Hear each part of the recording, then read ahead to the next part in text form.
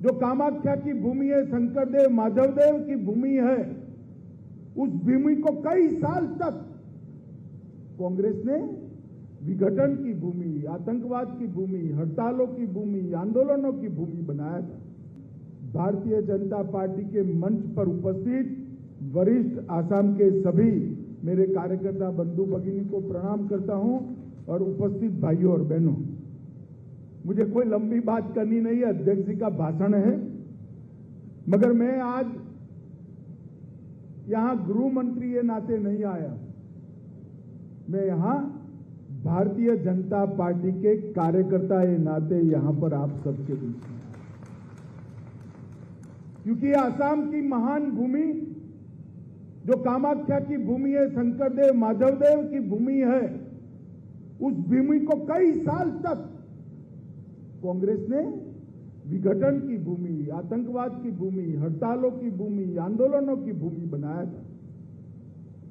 और पूरे देश भर को चिंता थी, आसाम की जनता को भी चिंता थी, समग्र उत्तर पूर्व को चिंता थी कि देश का ये हिस्सा अगर मुख्य धारा से कटता है तो क्या होगा। चार देशों की सीमा जिस उत्तर पूर्व से मिलती है, वहां पर ना शांति थी, ना विकास था, ना संस्कृति, संगीत, भाषा का विकास हो रहा था, ना यहां पर पढ़ाई लिखाई ठीक से हो रही थी। मुझे आज बहुत आनंद और हर्ष है, 2014 से लेकर 2022 के अल्पकाल के अंदर आज पूरा नॉर्थ ईस्ट और हमारा आसाम विकास के रास्ते पर चल पड़ा है। और मेरे जैसे कार्यकर्ता के लिए इस सौभाग्य का विषय है कि ये नॉर्थ ईस्ट का विकास और भाजपा का नॉर्थ ईस्ट में विकास दोनों समांतर चले। आज ये सब वरिष्ठ कार्यकर्ता यहां बैठे हैं, मैं भी यहां विद्यार्थी परिषद के कार्यक्रम में आया था। कल ही हेमंत जी को कहा, बहुत मार मारा था हमें हितेश्वर साइकिया ने, और नारे लगाते थे असम की गलियां सुनी है, इंदिरा गांधी खूनी है, बहुत पीटा था।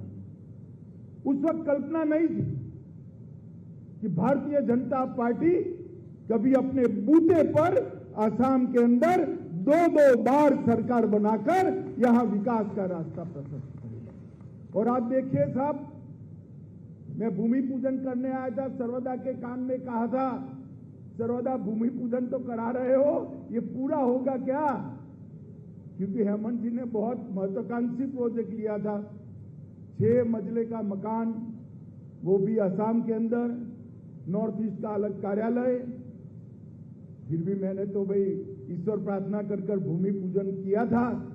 आज मुझे बहुत हर्ष है कि आज वो 6 मंजिले का इमारत यहां खड़ा है। भारतीय जनता पार्टी के कार्यकर्ता के लिए कार्यालय कोई भवन नहीं होता है, कार्यालय भावनाओं का एक पुलिंदा होता है, सिर्फ भवन नहीं होता है। यहां कार्य का आलय होता है, यहां कार्य का रेखांकन होता है, और यहीं पर भारतीय जनता पार्टी असम और पूरे नॉर्थ ईस्ट के विकास की योजनाएं बनती।